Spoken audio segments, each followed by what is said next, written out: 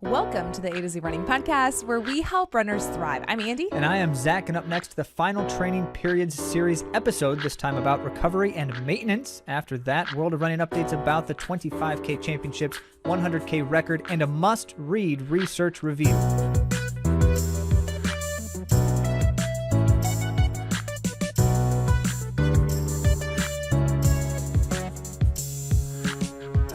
And by must-read research review, I really mean that we will read it on air to you in its entirety, word for word. No, we won't. No, I guess not. But we will talk about it, and you should read it if it sounds enticing. It's going to be really an interesting one. Among that, other interesting things to cover today, lots of exciting things in all of that. And we got a question recently from a listener, which we will feature at the end of month Q&A episode, and it was exactly the kind of question we always hope to get, because it was on the topics of the things that we have been talking about, specifically the person saying, so you were talking about this thing, but I would love to hear you say exactly how you would advise me based on all of these parameters and my situation. And I'm like, yes, those are great questions, because the context is very precise.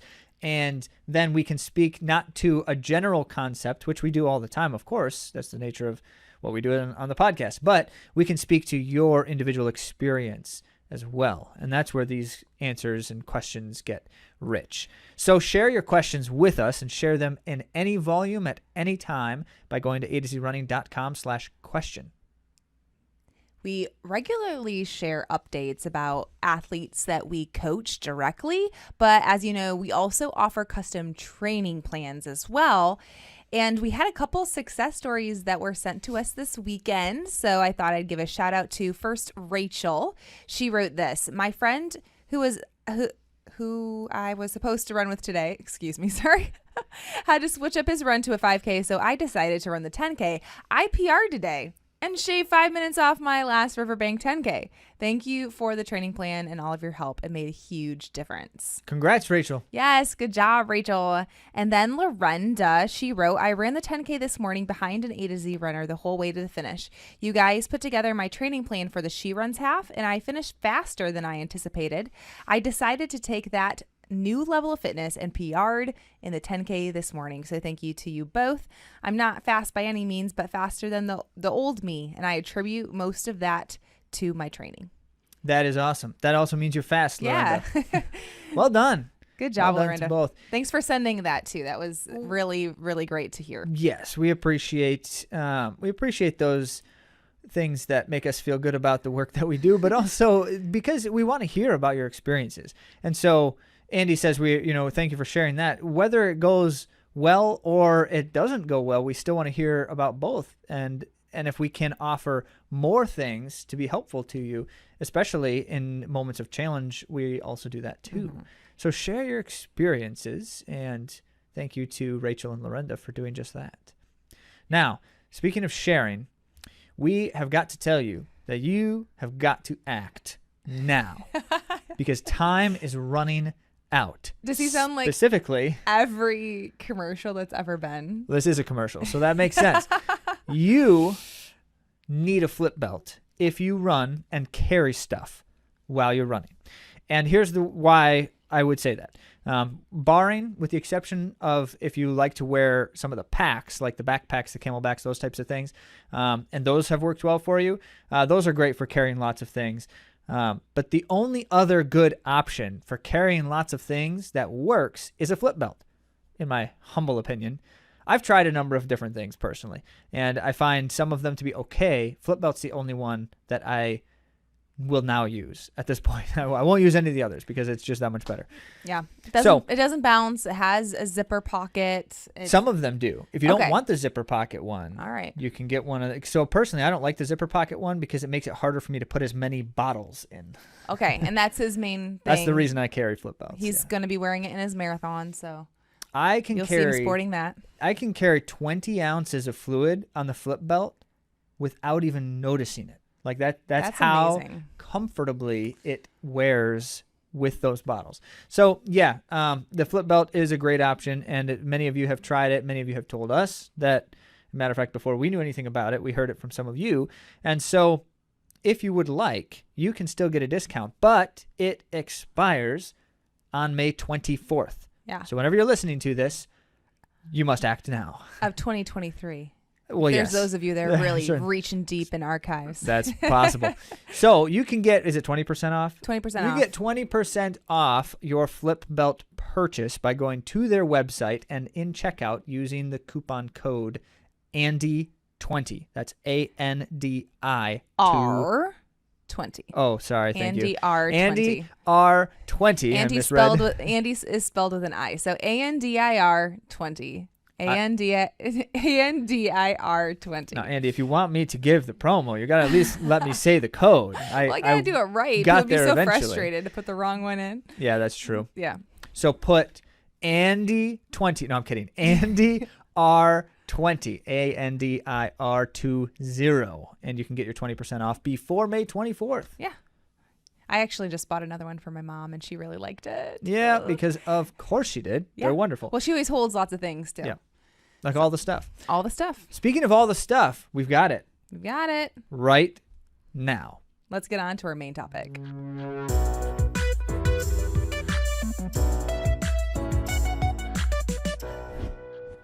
All right, everyone. If you've been tracking along and you've been listening to the podcast about our training periods in running, this is going to be the final one to wrap it all up. A brief, very brief recap. This is what we're addressing in training periods. What it is and why you do it, how to know if you were successful, and how to achieve that success. And so here's what we've gone over so far. Building. Technically not part of a season, more like a preseason, but it's written into your plans, so you'll see it there. And then conditioning, that lays the foundation for your good aerobic condition. Strength, getting the legs ready to race, and then sharpening and racing, which is priming. So what else is there, Zach? Well, that's a great question. So assuming most of us who like to run races tend to have a couple seasons a year, because we tend to have a focus for the spring and we tend to have a focus for the fall. Or, well, I guess it depends on where you are in the world and right now when you're listening. That's true. You tend to have a focus. We have quite a few in Australia, by the way. In fact, we do. Your seasons, how did they get backwards? Your seasons are upside down. But anyway, so you usually have a focus race around the time of May and around the time of October. And I say that, and I can say that confidently because that's true of pretty much all the main races in the world are around April, May, October, November, or September. So yes, that's what all of us tend to be doing. Now, what that means then is we usually have gaps between those goal focuses. And those gaps are sometimes deliberate and they're sometimes just natural because I finish a goal race and I don't have anything for 6 months. I'm not going to start building up again for 6 months away. Usually, some people do things differently, but point is, you've got gaps. So what do you do in those gaps? And that's what we're going to address today. And in fact, these are deliberate things, and they have a very important role in our training regimen. Mm-hmm. And they are recovery and maintenance, mm-hmm. which sometimes goes by other names. We'll talk about those things. But it can look different depending on the person. Very much so. But let's at least talk about what these things are and then give some clarity on how you might go about them to your benefit. Mm-hmm. First being recovery. What is it and why do we do it, Zach? Well, so recovery is both rest and restoration. And it's the thing that tends to follow a major season's conclusion. And so I say it that way because there are other times, like if you have an injury or some other kind of major disruption and you have to recover from that, that's not exactly what we're talking about here. That would be more considered to be like a rehabilitative time, which is not one of our like direct training periods that we're covering, mainly because that is entirely individual depending on your situation. And we've talked about, in fact, not predictable. It's not predictable, but we have talked about our approach to injury rehabilitation as well. So if you want to mine the archives for that episode, I think it shed some light on that. But point is here, recovery, as we're talking about it right now, is the period that follows the conclusion of a major season, major training season.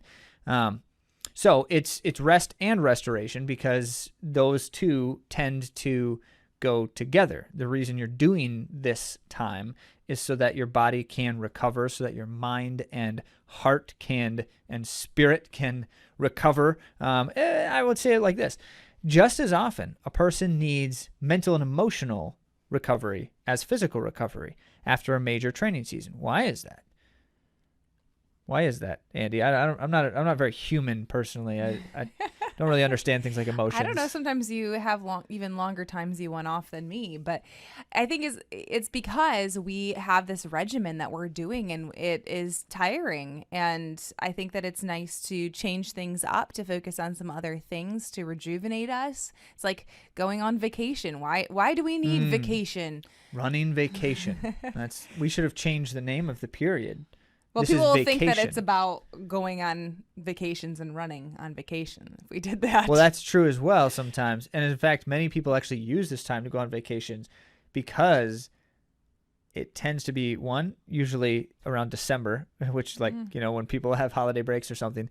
But also it's, a time when you're not training as aggressively, and it's kind of a nice time to do things like vacations because it's not as easy to do them for some of us when we're training aggressive. Anyway, I'm on a tangent, but the point is, I like the analogy. It's kind of the running vacation. So what then we try to do as we're addressing this concept is we know there's a lot of different reasons you might need it, and so it needs to really be needs-based in terms of how long you're going to do it and what exactly it looks like. But There is a kind of some general rules to the concept and how we suggest people go about it. So that's our second point here. How can you be successful in a recovery period? And the main idea there is that you feel rejuvenated and restored. And so you are successful when you feel like you are excited about running again and training. That's a little bit tricky though, because many of us, when we finish a season and it goes well, are really excited about it and are ready to keep the freight train rolling, but you still need a break sometimes.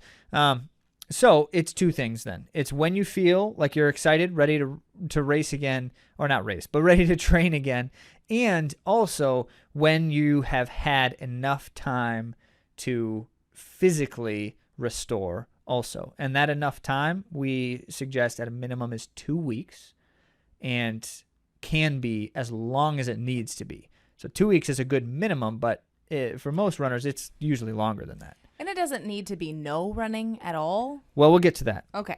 On the next part. But yes, it doesn't, and it actually shouldn't be in most instances. It can be. Sometimes, like Zach being on a bike for a month after. See, other activity is a part of it. Yeah. So keep in mind then, in principle here, the concept of the recovery period is this combination of active restoration, which is like you need the blood flowing, you need things functioning, but absent system stress. So you are not stressing your system, which means you are reducing adaptations deliberately, but you are doing so in a manner that encourages restorative physiology, like blood flow and such. So what does that then look like? That's our final point here. To best address the recovery period, you should be doing something in some amount of activity, unless you're trying to rehabilitate again, things like injuries and such. If you have some kind of chronic fatigue as a result of a major training series, that type of stuff, you might handle this very differently. But for most of us, some amount of days off is necessary just to not feel like I'm running all the time for a bit. And maybe that some amount of days off is 2 or 3, maybe it's 7. Again, we're entirely okay with people in recovery just kind of doing the thing that feels like what you need. But I will say, after you get to a point of like maybe a week or so of not running, and even probably before that, doing something else where you're moving and you're active is important, because if you're not doing any activity at all, then recovery is actually delayed physically. Physiological recovery is slower if you're in an inactive or sedentary state.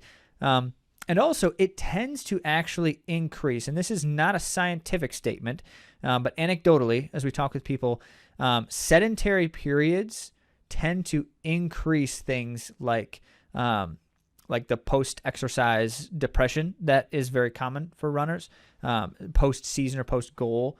And it also tends to exacerbate stress for runners because we tend to be highly active people, and a sustained inactive state tends to exacerbate our stress. Also, if you want your joints to be happy, as Rob said, motion is the lotion. So if you have joints that bother you, you got to move them in some way or another. All right. Yes. Okay. I like that. And thinking then, okay, what should you be doing? So we gave you kind of the overall general consideration. But during that time, we recommend people are running every other day or so at very minimal jogging efforts. Like you should just basically be shuffling along, and 30 to 60 minutes is great. Doesn't need to be more than that. Less than that's fine if you want to. I don't really care if you do less than that. But the point is enough amount of time where you got the blood flowing and it's circulating for a little while. Every other day is okay. Some people like to do the 2 days on, 1 day off kind of dynamic during this time. That's what I like to do personally. And then I would suggest that unless you need more recovery for a physical ailment of some kind, within about 2 weeks of doing this, you should try for something like a 90-minute run. So maybe like the second weekend after or something like that. If you're wanting to dive back in, if you're feeling ready. Yeah. And that's where you have to kind of weigh the physical and the mental, emotional side of it. Because if jogging every other day makes you hate your life, then don't. Like do something else. Again, we don't encourage sedentary time for too long unless it's needed. But that's where Andy mentioned earlier. Personally, I tend to get on a bike sometimes for weeks on end, and I'm not necessarily like sometimes I'm riding hard, like cycling training almost, because I love it, but I don't really ever do it during a normal running season. And so this is kind of a time where I get to just do a different activity that I enjoy. And sometimes I end up finding that I'm enjoying it so much that I do it for a lot longer than I expected, a couple months.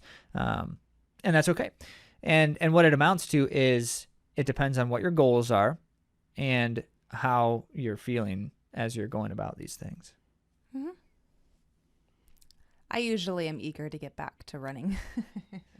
Andy's one who errs on the side of a little over-eager and doesn't Sometimes. always take as much of a... If I'm healthy, definitely. Yeah. If I'm healthy, I'm like wanting to get going right away. Yeah, so I will say this. In terms of recovery, the final statement here is we suggest every runner has a minimum of 2 weeks off of focus training a year. Minimum. 2 to 4 would be a little bit better of a minimum. And that means you're still potentially doing a little bit of jogging here and there, like I just said, but that time is both unstructured and very, very minimal amounts of activity. Without that, in our experience, runners tend to think, I don't need it. I want to jump right back in. I've got another race a little bit sooner than normal because it's an earlier season race and I want to be ready for it. And I do that a couple times and suddenly I don't want to run for like 6 months and I'm just really feeling burnout and or injured or all that stuff.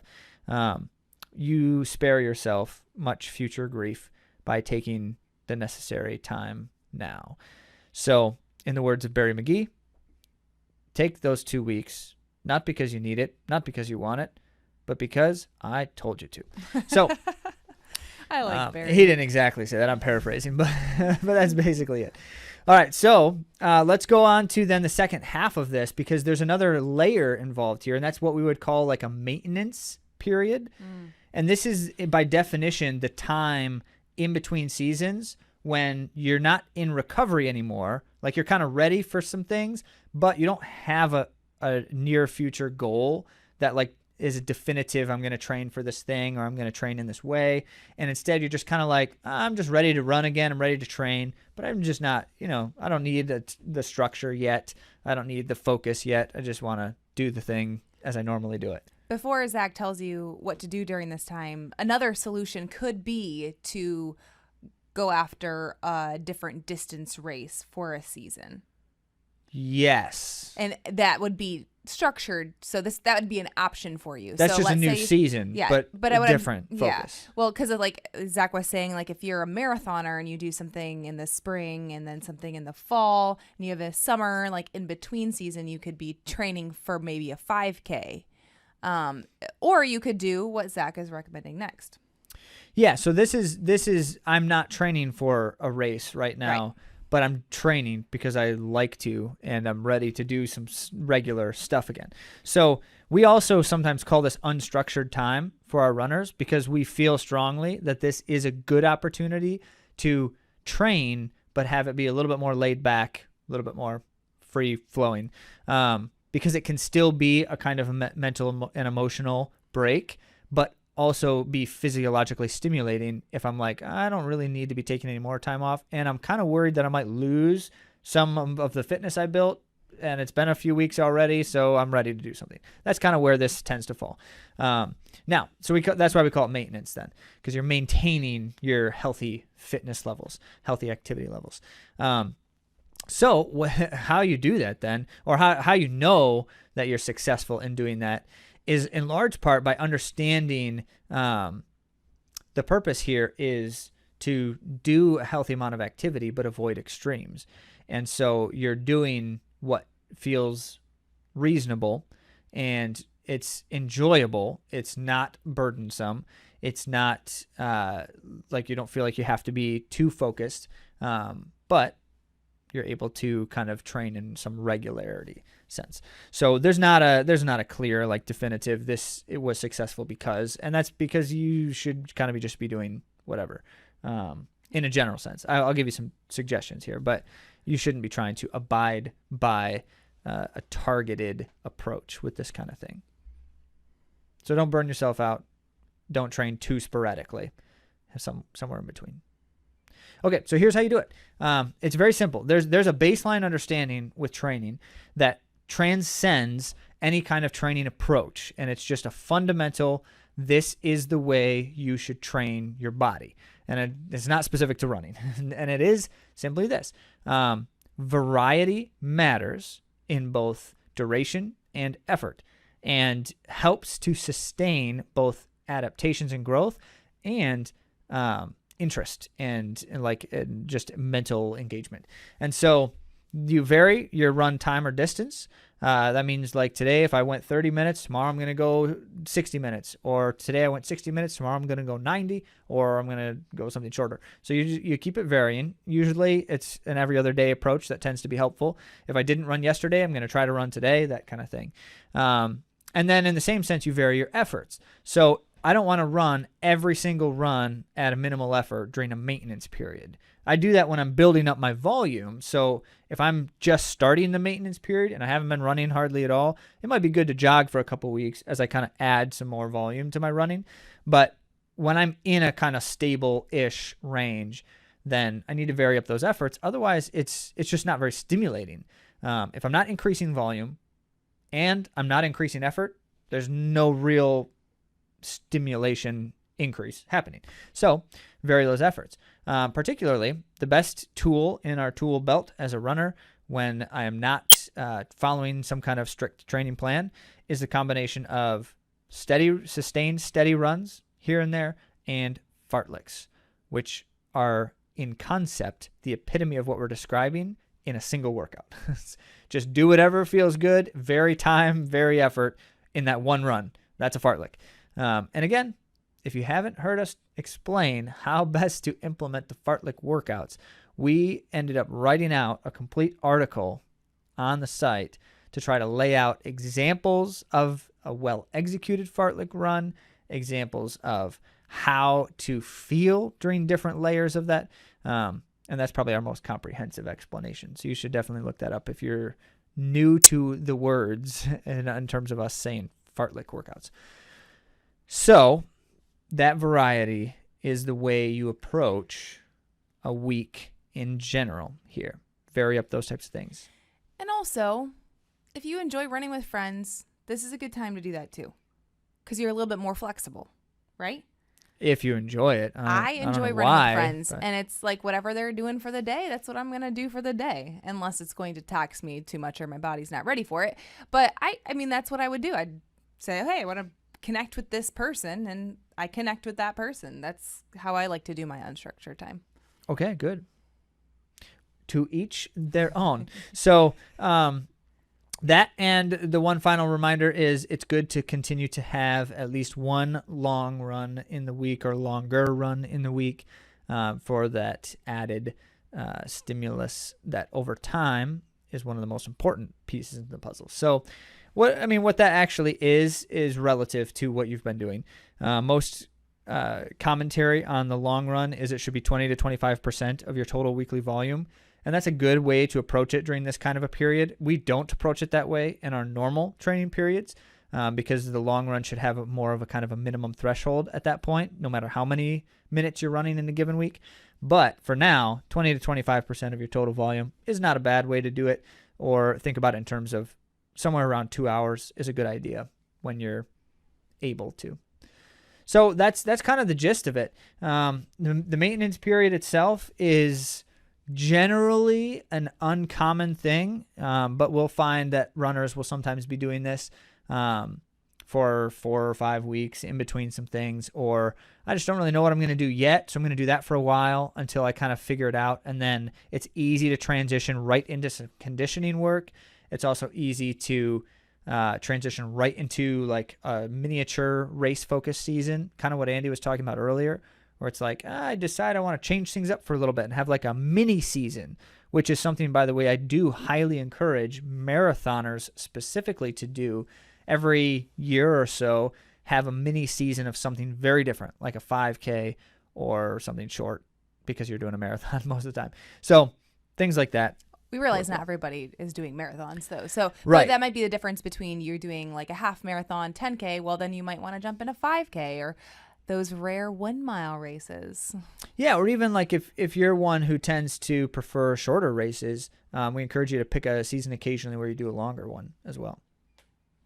Yeah. So that all being the case, let's give you the overall big summary of the training periods series as we have laid it down. So what we've attempted to do here is basically break down the training approach that is called periodization. Not something we invented. I mean, I guess technically Arthur Lydiard probably invented it, but others were using the concept before that. So I don't know if anyone invented it. But the idea here is periodization in such a way to help runners grow physiologically over long term and achieve higher performance potential for their primary goal races. Periodization, as it differs from other training approaches, is that which addresses the layered building of different fundamental physiological aspects or systems. And so you build one at a time, and in doing that in the appropriate way, you can build upon the previous work more effectively to achieve the next layer's necessary goals. So in concept, what we have done is we have addressed for you then how you can create a greater sense of clarity and purpose in your training endeavors. It's one thing to have a training plan that, this is supposed to help me run a fast race at the end of the plan. And it's another thing to say, I know what I'm doing for these next 4 weeks in terms of how that is helping me be better for this goal versus what I did for the 8 weeks before that and such. And it's key, too, to know that it's not always going to be the same for everyone. Like in those earlier stages, you might be longer in them or you might be shorter in them, depending on what fitness you've built or how well you're adapting. So that's another reason to understand it, is so that you know when to move forward, when you've been successful with that training period. And ultimately, we believe wholeheartedly in the principle of iterative growth.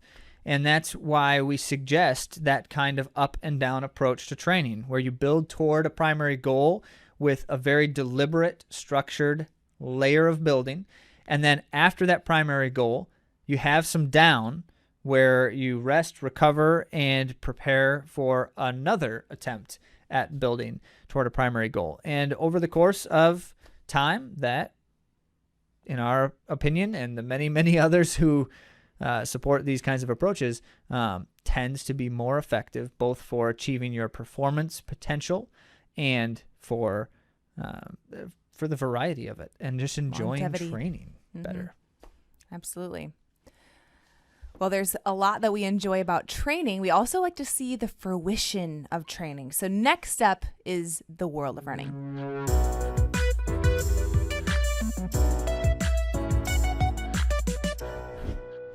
Are you ready? Are you for ready for this? So we had quite the weekend of A to Z runners participating in races. To be specific, 24 races by A to Z runners this weekend alone. Mm-hmm.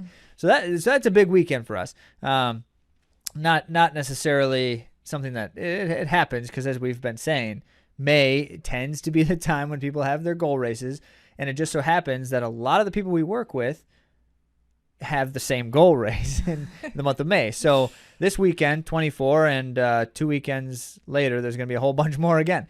Now, as it were, many different events still, many different races. We want to just here quickly give you the rundown and do our best to feature some of the accomplishments over the course of this time as well. So Martha ran a 10K, Pete ran a 10K, Kyle ran a 10K and a PR. Woo-woo. Nice work, Kyle.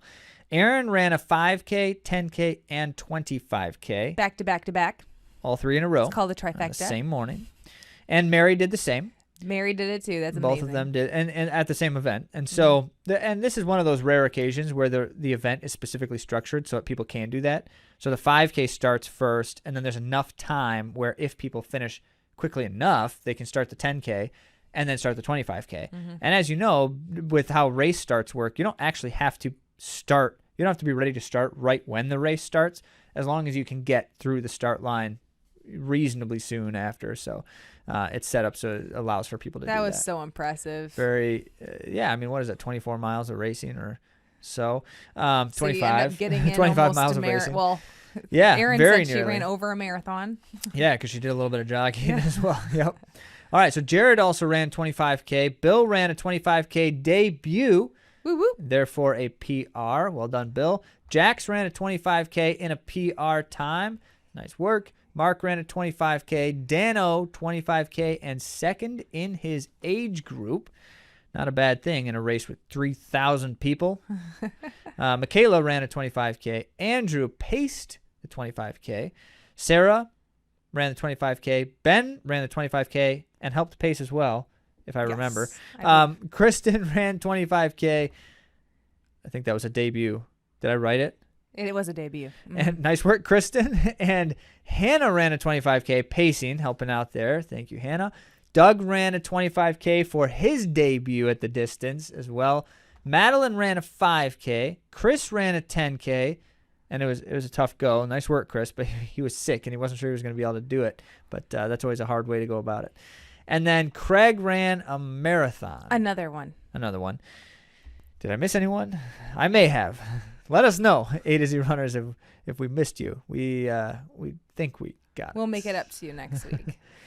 That's a good song. It's so funny because people asked if Zach and I were going to run at Riverbank Run, and I would say, no, we didn't, but we were like super involved. Well, that's why we didn't run. Because we were coaching. Yeah. Yes. So tons of our athletes ran. I also had the opportunity to have a media pass and get to engage with the elite and professional runners that were part of the 25K championships by USATF. And ride on the media truck. It was cool. Cool? I enjoyed nice. that. So shout out to Miranda from Wood TV. I got to sit beside her. So that was really cool. Nice. I'm going to break down the USATF Road Racing Championship that happened in Grand Rapids, Michigan, which is part of the Riverbank Run. Mm-hmm. Now, to remind all of you, because I think it's exciting and fun to know this snippet of information, the USATF running circuit is part of a road racing series and championships, and it goes from like a 1 mile to the marathon, and it attracts a lot of amazing American distance runners, and it's also very cool because they'll come from different specialties and run races that aren't always in their niche, so to speak. True. So that is also interesting because you like throw them in a distance that's odd and see what happens. Like 12Ks and 15Ks, and it's just randomness. Yeah. And I guess there's $500,000 of awarded money during the series. Over the course of the series, yeah. And there was a total of $42,600 of prize money that were awarded at the USATF 25K championships. Yeah. So what it amounts to, by the way, is because of how this is structured, many of the racers race several of the events. Yeah. And this is one of the ways that they can help kind of earn the living when they aren't necessarily one of the top tier fully sponsored athletes. You know, they might have like a partial sponsorship or a team contract, but they're not making tons of money that way. They have to make their money tending to be like gathering prize monies on the road. And they do that. And it helps them with publicity as well. And that's what we hope to share here. I wish there was more publicity because we got some really high level athletes that came and ran at this championship. Dakota Lindworm, speaking of coming back from another race and wanting to like get on the circuit, she came from the Boston Marathon. Yeah. Short recovery time, is in this race, and she's the one who set the pace early on in the race. And at 10K, there was just a handful of ladies in the group, and it kind of like spread out significantly. The men's did too. I saw most of the men's race because that's where the truck was, but they also were the men did not catch the women, right? Well, you're gonna like give it away the early. No, they I didn't know you were gonna. There's a race within the race, and there's a bonus for the man or the woman who finishes first. So the women get to go before the men. They start about 10 minutes. Yeah, ahead 10 of the minutes men. ahead of the men, and then the men try to catch the ladies. And I should note, most of the time the women win. Yeah, well, because 10 minutes in a 25K. That's a lot. Also, because the women are just better relative to the distance than the men. They compete at a little bit higher level usually in this one, so it's a nice challenge. I like that they do it. It's fun. However, I will say this, and this is one of the comments that always comes back to this. This means that the elite women start before everyone else, and so if you are in the women's race but you're not an elite, then you don't start at the same time as them. And there are instances where women have run faster than many of the elites, women from the general field, but they don't place with them. It doesn't count toward any kind of potential placing, and so it's one of those where it's like, but you kind of lose the opportunity of like someone having a great day, and that doesn't happen very often anymore because the top 10 is usually really fast coming from. You're saying they're untouchable? I'm not saying they're untouchable. I'm just saying they're really good. They're really fast. That may well traveling be. From all over. From but if you notice clubs. in the men's race, a number of non-elites were very close to the top 10. Really? Which is when they start paying money. So all right. It can happen. Okay, so I'm going to give you more details into this race. At 15K, it was Lindworm. Oh, I didn't actually say all their names yet. So Dakota Lindworm, Betsy Sena, and then Kira D'Amato. And then there was a chase group of Jessa Hansen and Geraldine Poe. They were only a couple seconds back. Okay. And then Kira made a surge, and that's when things started to get exciting. And it ended up being Kira and Betsy going at it. And with under a mile to go, Betsy accelerated and created some space on Kira. And it was not by like a ton, right? Because it's a final mile. So you don't make up tons of space in a mile, I guess, unless you're Sifan Hassan at the London Marathon. It's a different kind of thing. And then Saina almost missed the final turn. And so then Kira caught back up a little bit, but then it ended up being Betsy Saina that won over Kira D'Amato to win her first U.S. title. Yeah, well done. It's interesting. I wanted to look a little bit more up on Betsy because I hadn't heard her name quite as much. She was out of the scene for a little bit. Just a little bit. But Yeah. the reason that we're seeing her name now is that at the Tokyo Marathon in March, it was her first time representing the U.S. And a lot of times I have more of a pulse on what's going on in the U.S. running Although globally with the world of running, I am a lot more Okay. Yeah. interested globally than I've ever been in my life. It's all really exciting. That's just a hedge for saying that I am excited to know her more. She had a baby recently, and she ended up returning to racing, like I mentioned, at Tokyo Marathon to get a personal best in the marathon. And she's 34 years old, and she ran 2:21:40 for her first marathon back from baby. That's rock really solid. fast. Oh yeah. But I also should know who she is, because she's a 3-time NCAA champion from Iowa State. Yep. So she's an amazing and accomplished runner, and I'm excited to see what she will do continuing forward. So that was exciting for her, and it was really the whole run was really exciting. I have a little bit more detail here on a few other notes. Like Joanna Stevens, she was a previous podcast guest and a friend of mine. She was 10th place. She was also 10th place last year. So she returned to get that 10th place finish. Kira D'Amato, previous podcast guest, she returned to get runner-up position again. And like she's going to get that title at some point. I should tell the brief anecdote about you talking trash about me to Kira behind my back. Well, not trash. Yeah, you're saying that I don't cheer for people in races? What is this? I said you cheer, but it's like low key. I was literally the whole stinking 25K. All I was doing was cheering. Yeah, I'm proud of you. Yeah, well, all right. So Andy says to Kira the day before the race, she's like, well, Zach will be there, but you probably won't hear him because he doesn't really cheer.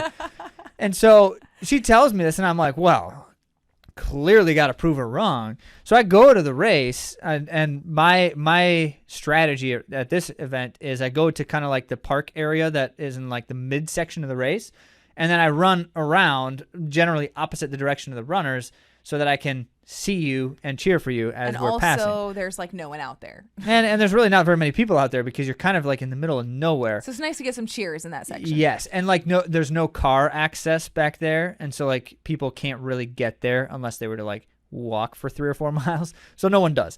So that's where I like to be. Also, because I'm trying to run my own run, and it's the easiest place to do that without like getting in the way as best as I can. So that's where I go, right? And I'm well aware now that Andy has trashed me to Kira, and so my thought is, well, I got to prove her wrong.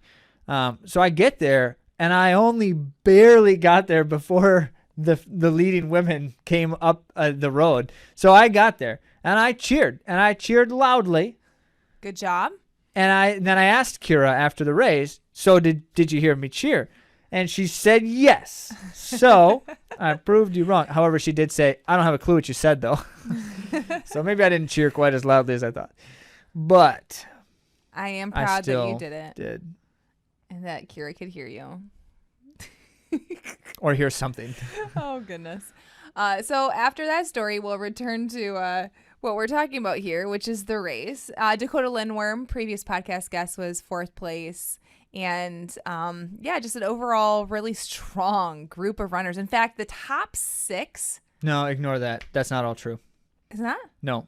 The half marathon thing is not all true. Oh, okay. There's something weird about it. Okay, never mind. So a lot of runners did run what would have been the Olympic trials qualifying time in the half marathon, because they have a half marathon timing mat in this race. So you get an official half marathon split, which is kind of cool. And a lot of runners did hit the qualifying time, but there's something weird about the numbers here because some say they did who didn't, and there's something strange in the result.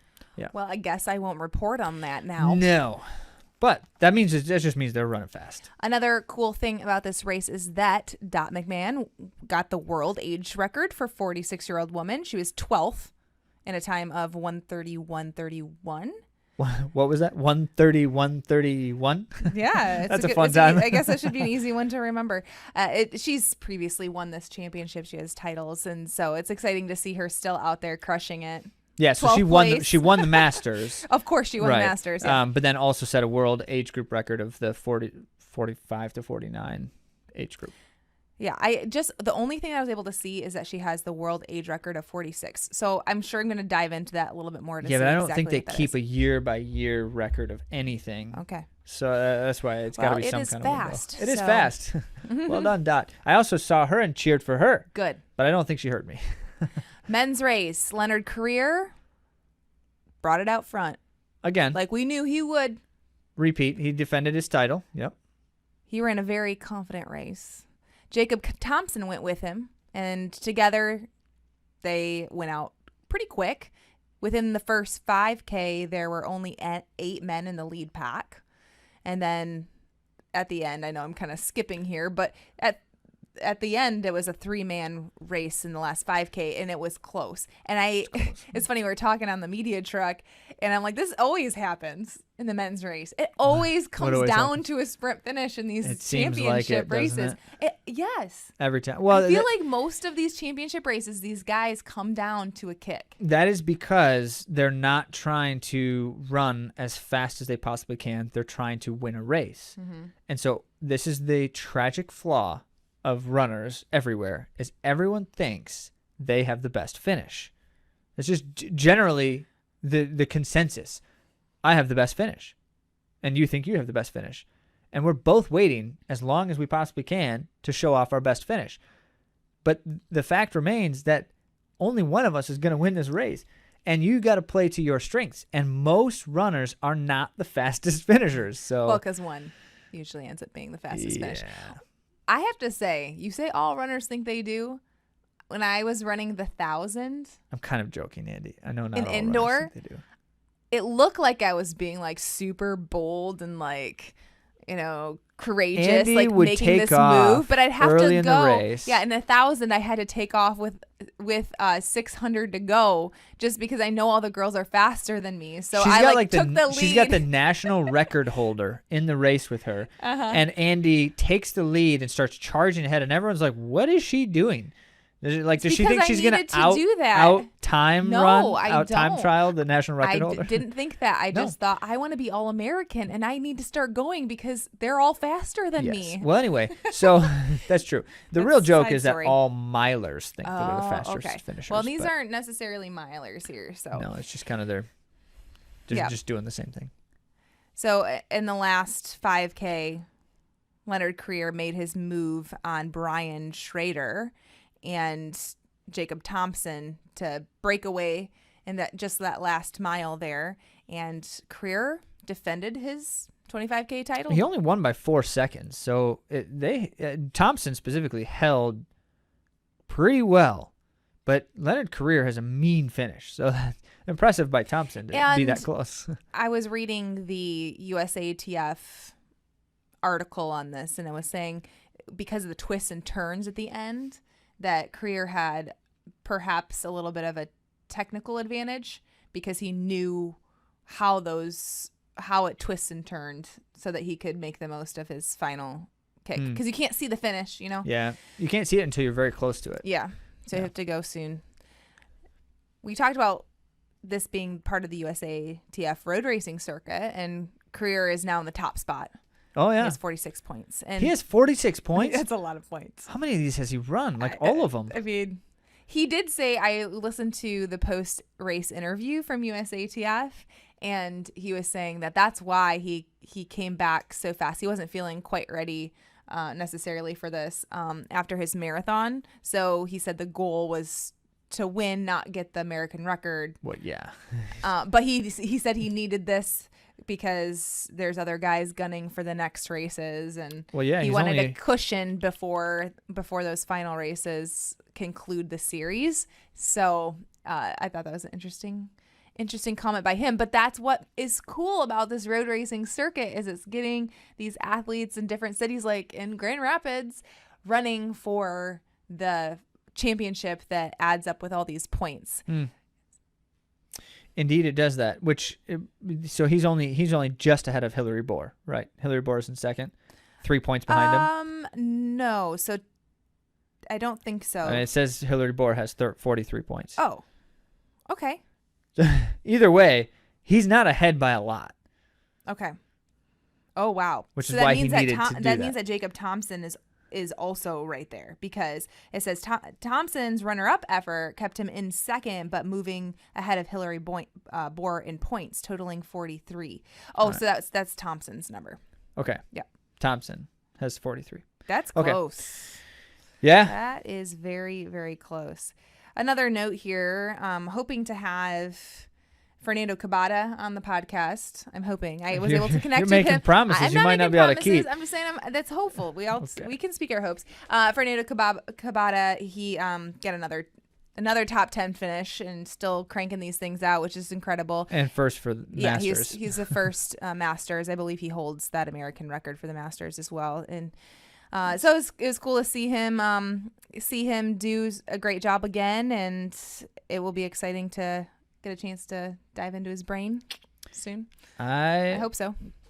I started college hearing rumors of the legend that was Fernando Cabada.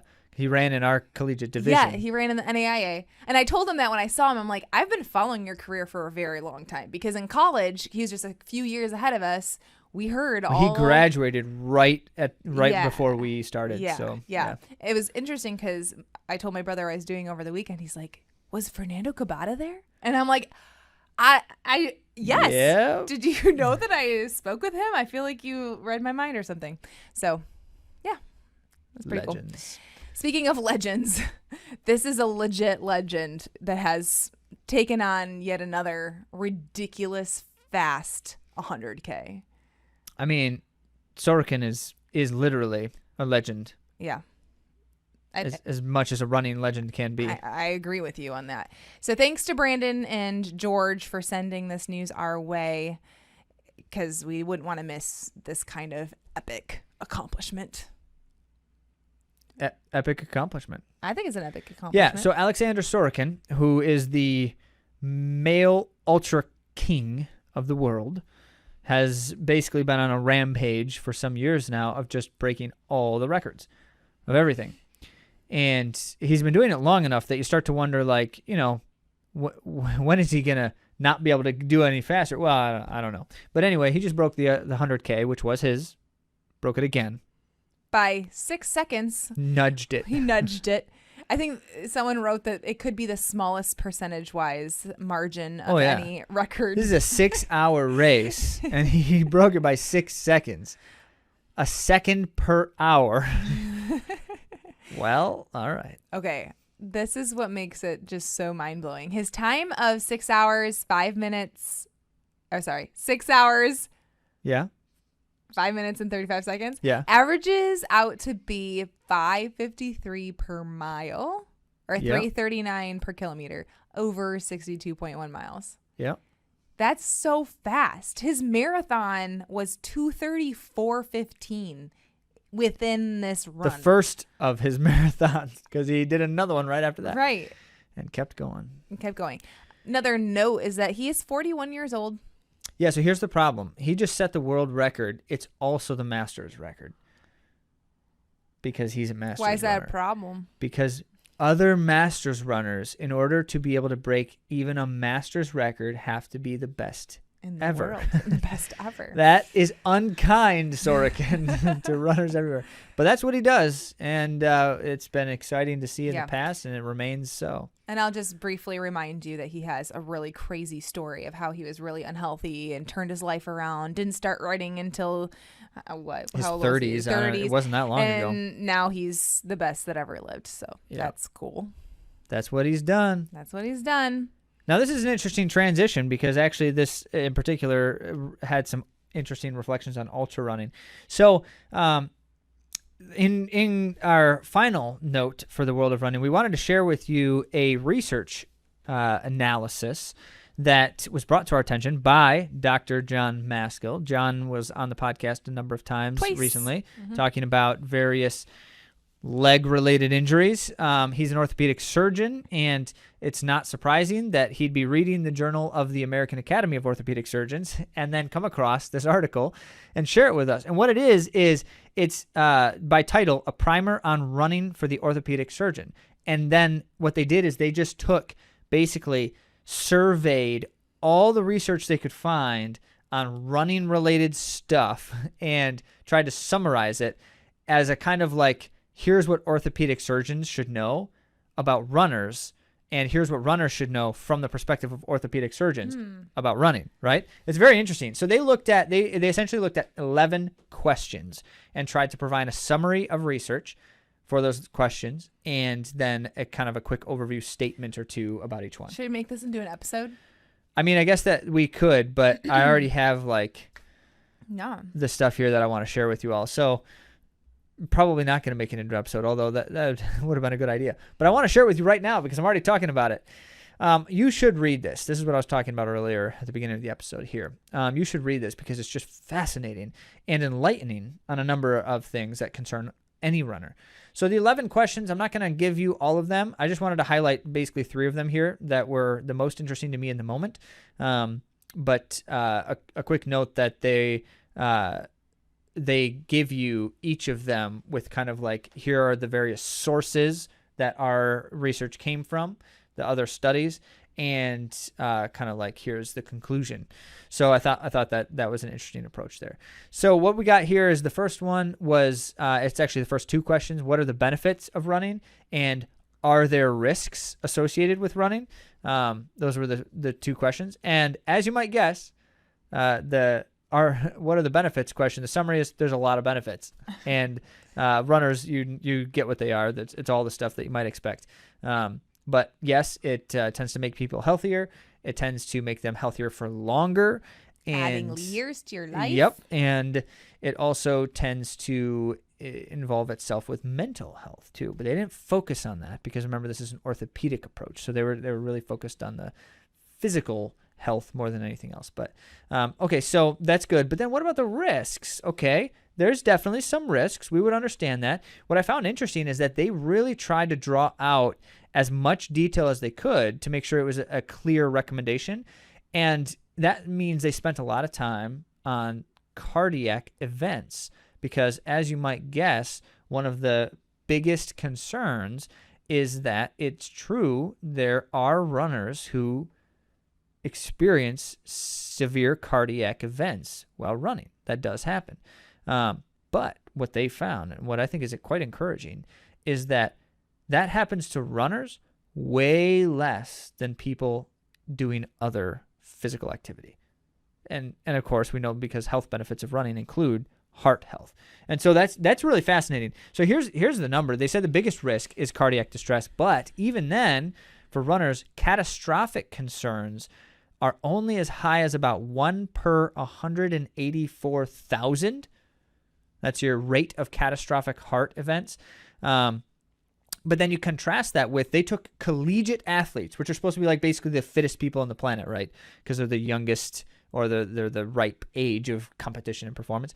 Collegiate athletes experience catastrophic cardiac events at the rate of about 1 per 40,000, which is like over 4 times higher. Wow. That's crazy. I wonder why. Well, I don't know. You can go and read. This is why I liked how their approach. You can go read the sources of these studies. They cite them, so you can go look at them more closely. Now, so that's good. That's good news that you can get healthier from running, and there's not a lot of risk.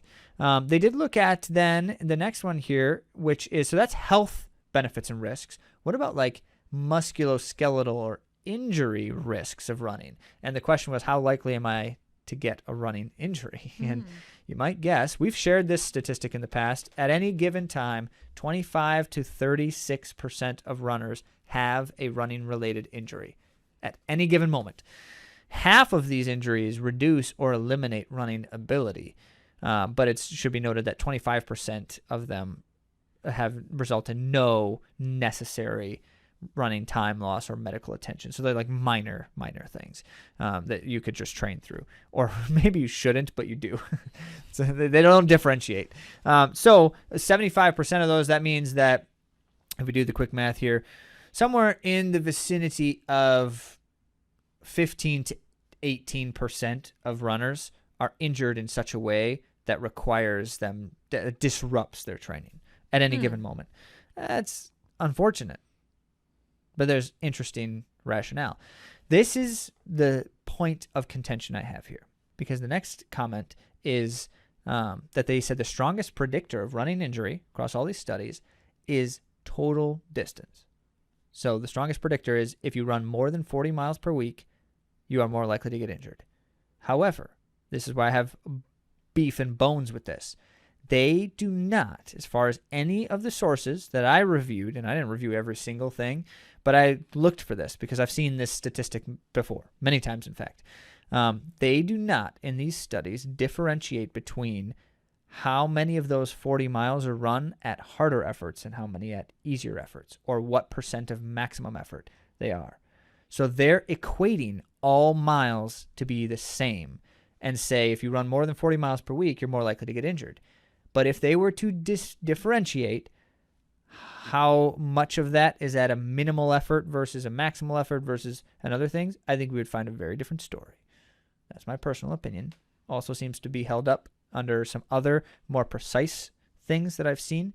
However, the point is, it's definitely true that if you run too much, you are at a higher risk of injury, particularly if the decision is being made in your training. This is musculoskeletal. Yes. So also the other note is that if you have a history of injury, you're more likely to get hurt. Why is that? Because most of the time, people who are injured do not do the necessary things to rehabilitate fully. So that's talking about like addressing the weaknesses and addressing the strength and addressing the immobilities and such. And instead, we just wait till we feel good and try to run again. And this is not talking about like muscle strains. So I no, it includes some of that. Yeah. No, okay. It includes some of that. Musculoskeletal and any of the structural, Muscles, okay. but also, soft tissue. So there's a number of different layers to that, because here's where it gets into, and I thought this was super cool. They actually then break down, they give you this table here in response to this question that's like all the common running injuries, like all of them, and they address the causes why people tend to get hurt in that way and the recommended treatments. Specifically, and this is like for an orthopedic surgeon, what are things that we would recommend these people do? And it's really kind of cool to see. So I encourage you to go look at that. But I did want to share that they took one in particular, one of the more comprehensive reviews of more than 2,000 running injuries, and found the 5 most common were anterior knee pain, which is like runner's knee, essentially, ITBS, IT band, plantar fasciitis, meniscal injuries, those meniscuses, those things get hurt in runners, and patellar tendinopathy. Now, notice, of the 5 I just said, 4 of them are knee problems. That's crazy. In terms of most common injuries, it's the knees that get the worst of it. Oh, you're going to get some PTs mad at you for even saying that. Oh, yes, you are. Why? I'm just reading the study. I know. Because people say running is bad for your knees. Oh. And it's not. That's totally off base. Like they'll say, stop running because running is bad for your knees. If you don't take care of them, yes, that's true. If you don't take care of your knees. So this is where the huge table came into just really handy, because it was like, all right, here's some things you do to treat this kind of stuff. But also it should be noted that we know that knees are a problem. So strengthen the muscles that stabilize your knee was like one of the obvious things. Okay, so I did want to mention, because plantar fasciitis was in there as one of the most common. Well, it also happens to be the injury that has the longest recovery time. Like they say on average 6 to 12 months for people to be able to run pain-free again. Oh, man. And that's not necessarily like you're not inactive for 6 to 12 months. Oftentimes people are still training, but that and that is suggested in the review here. Like that's not a good thing. Runners should be doing some things to lessen that. Okay, so that's interesting, right? Last one, because we've talked about it a lot. Stretching. They address this. What kind of stretching is recommended is the question. And as you might guess, they do the 3 primary kinds, which we have talked about at length: static stretching and dynamic stretching. And then the third, which we specifically refer to Phil Wharton's technique, which is active isolated flexibility.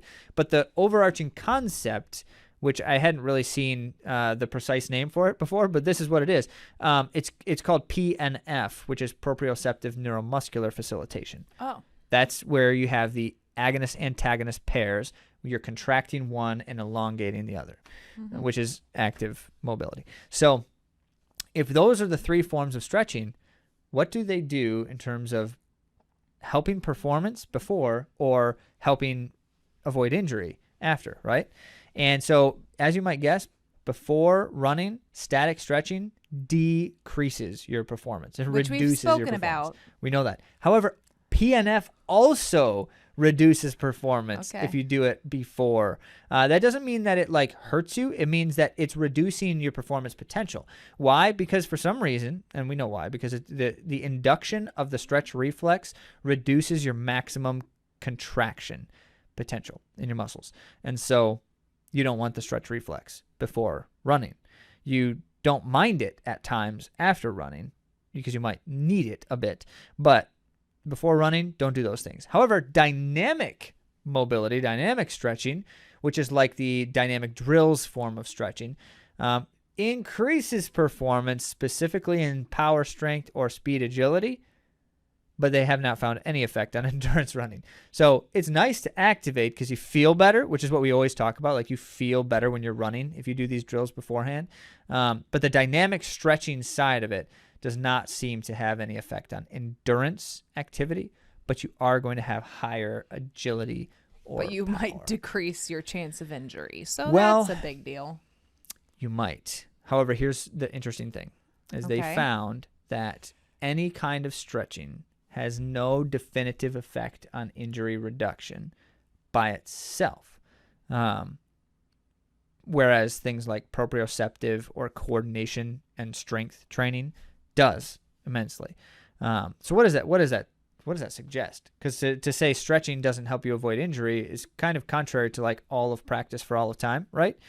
Not to suggest that practice can't be wrong for long periods of time, but what it means is, in short, and this is simply the truth, is that stretching is not the thing that reduces your future potential of injury.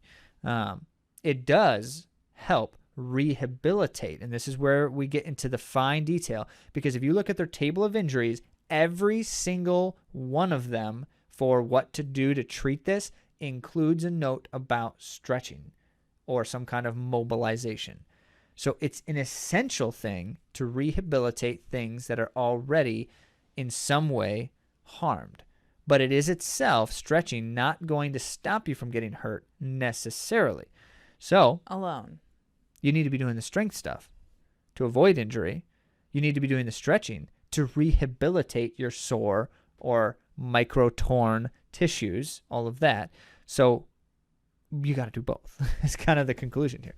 All right, I think that's kind of interesting. They have other questions that they address that relate to age, that relate to pregnancy, rehabilitating after surgeries. Ooh. It's some really interesting stuff. So read it, follow up, do your work if you want to know more about it. And I guess maybe we'll cover more about it ourselves at another time. Well, that was a lot of fun. We enjoyed talking about Riverbank Run. We enjoyed talking about recovery and maintenance. Maybe we just like talking. I think we do. I think we like talking about We running. really hope you like listening to us talk. Yep. But even if you don't, We're still going to talking. do it next week. So please hang out with us. Join us next week on this show. Thanks so much for listening.